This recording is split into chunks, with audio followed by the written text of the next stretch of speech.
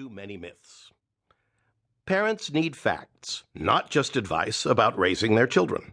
Unfortunately, these facts are difficult to find in the ever-growing mountain of parenting books, and blogs, and message boards, and podcasts, and mother-in-laws, and every relative who's ever had a child. There's plenty of information out there. It's just hard for parents to tell what to believe.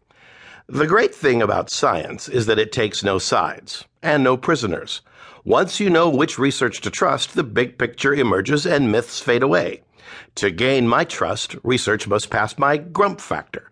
To make it into this book, studies must first have been published in the refereed literature and then successfully replicated. Some have been confirmed dozens of times. Where I make an exception for cutting-edge research, reliable but not yet fully vetted by the passage of time, I will note it. To me, parenting is about brain development. That's not surprising, given what I do for a living. I am a developmental molecular biologist with strong interests in the genetics of psychiatric disorders. My research life has been spent mostly as a private consultant, a for-hire troubleshooter to industries and public research institutions in need of a geneticist with mental health expertise. I also founded the Teleris Institute, located in Seattle next to the University of Washington, whose original mission involved studying how infants process information at the molecular, cellular, and behavioral levels. That is how I came to talk to groups of parents from time to time, like on that rainy Seattle night. Scientists certainly don't know everything about the brain. But what we do know gives us our best chance at raising smart, happy children. And it is relevant whether you just discovered you are pregnant, already have a toddler, or find yourself needing to raise grandchildren. So it will be my pleasure in this book to answer the big questions parents have asked me, and debunk their big myths too. Here are some of my favorites. Myth: playing Mozart to your womb will improve your baby's future math scores. Truth: your baby will simply remember Mozart after birth, along with many other things she hears, smells, and tastes in the womb. If you want her to do well in math in her later years, the greatest thing you can do is teach her impulse control in her early years. Myth: exposing your infant or toddler to language DVDs will boost his vocabulary. Truth: some DVDs can actually reduce a toddler's vocabulary. It is true that the number and variety of words you use when talking to your baby boosts both his vocabulary and his IQ, but the words have to come from you, a real live human being.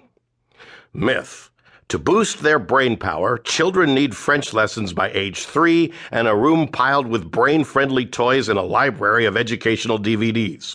Truth: the greatest pediatric brain-boosting technology in the world is probably a plain cardboard box, a fresh box of crayons, and 2 hours. The worst is probably your new flat-screen TV. Myth: telling your children they are smart will boost their confidence. Truth: they'll become less willing to work on challenging problems. If you want to get your baby into Harvard, praise her effort instead. Myth: children somehow find their own happiness. Truth: the greatest predictor of happiness is having friends. How do you make and keep friends? By being good at deciphering nonverbal communication. Learning a musical instrument boosts this ability by 50%. Text messaging may destroy it. Research like this is continually published in respected scientific journals.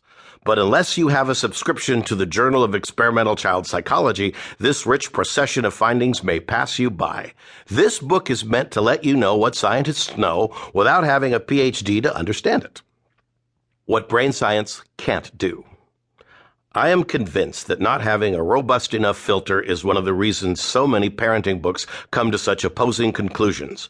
Just try to find a consensus from parenting experts about how to get your baby to sleep through the night. I can't imagine anything more frustrating for first-time parents. This underscores the fact that brain science can't solve every specific parenting situation. It can give us some overarching rules, but it is not always good at the specifics. Consider this parent's story posted on a trueconfessions.com message board, a great source I use throughout this book. Quote: took dear son's door off last night. No yelling or anything. Warned him if he shut it again after I told him not to, then I was taking it off. Walked down the hall to find it shut again, came back with a power drill, and the door went to the garage for the night.